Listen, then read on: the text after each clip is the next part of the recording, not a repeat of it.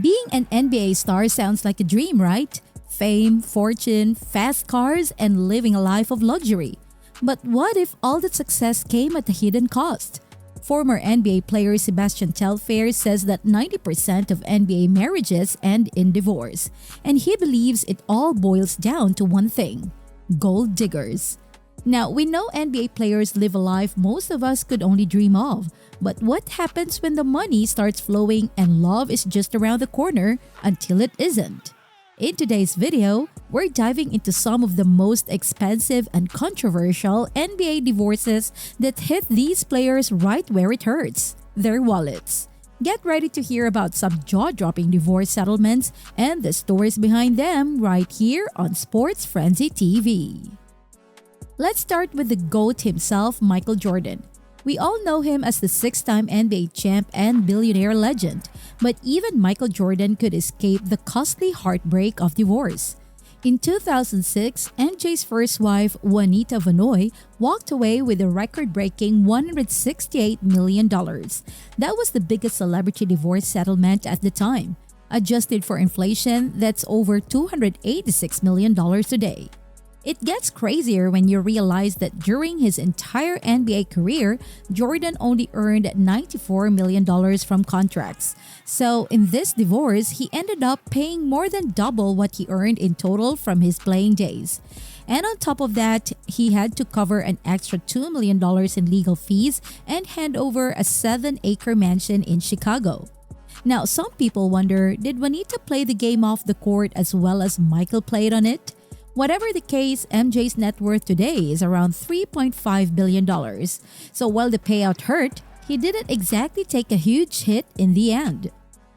Next up, Shaquille O'Neal.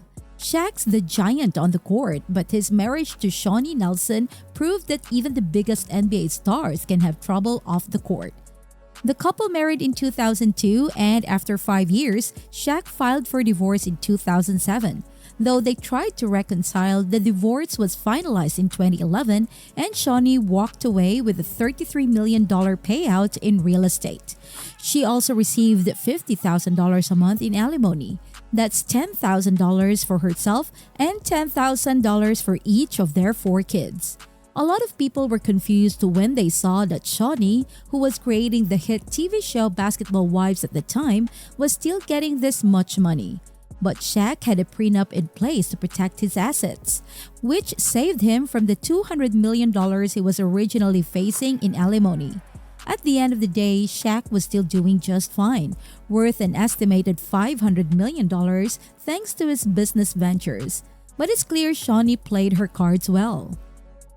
Alright, let's talk about Tim Duncan, the big fundamental, one of the most respected NBA players in history.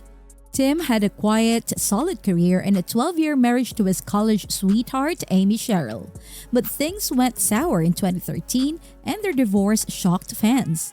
Amy walked away with a $15 million settlement, and rumors surfaced that she had been involved with her personal trainer while Tim was focused on winning championships. It was a messy split and fans were divided. Was this just a case of a marriage falling apart, or was it something more calculated on Amy's part? It was definitely a high-stakes divorce, and while Tim stayed calm throughout the ordeal, you can't help but wonder if Amy was playing her hand a little too well to cash in on Tim's hard-earned fortune. Now let's look at Dwayne Wade, one of the most beloved players in the NBA. He married his high school sweetheart, Siobhan Funches, but things got ugly in 2007 when they split. Siobhan didn't just walk away quietly, she took it to the streets. There were public protests with signs saying she was left on the streets and a long legal battle that dragged on for years. In the end, she walked away with a $5 million settlement, a luxury mansion in Chicago, and 4 luxury cars. It was a messy divorce, and while fans sided with Wade over custody of their 2 sons, they couldn't help but feel like Siobhan was playing the situation for maximum gain. It's hard not to wonder if she knew exactly what she was doing. Now, if you've heard of one short marriage, it's probably Kris Humphries and Kim Kardashian. This whirlwind romance lasted just 72 days, and when they call it quits, it was pure drama. Humphries ended up losing around $10 million due to wedding costs, legal fees, and the lengthy legal proceedings that followed. Rumors circulated that the whole marriage was just a stunt for keeping up with the Kardashians. In fact, Kris sought an annulment, claiming the marriage was a sham for the cameras, but he didn't get one. Kim reportedly offered him $10 million to settle quickly, but Kris refused. He wanted to expose the truth behind their marriage, and it definitely kept fans buzzing for a long time. Next, we have Tony Parker, the point guard for the San Antonio Spurs, and Eva Longoria, the Hollywood star. On the outside, they seemed like the ultimate power couple, but their marriage ended in 2010 after Tony was allegedly caught cheating with Brent Barry's wife, a claim both denied. Though Tony and Eva had a prenup, Eva reportedly walked away with $750,000 or about $1.2 million today. Their split was messy, but Eva kept her life in the spotlight with TV appearances while Tony focused on his career. Blake Griffin's divorce from Bryn Cameron made headlines when reports claimed he would pay her $258,000 per month in child support.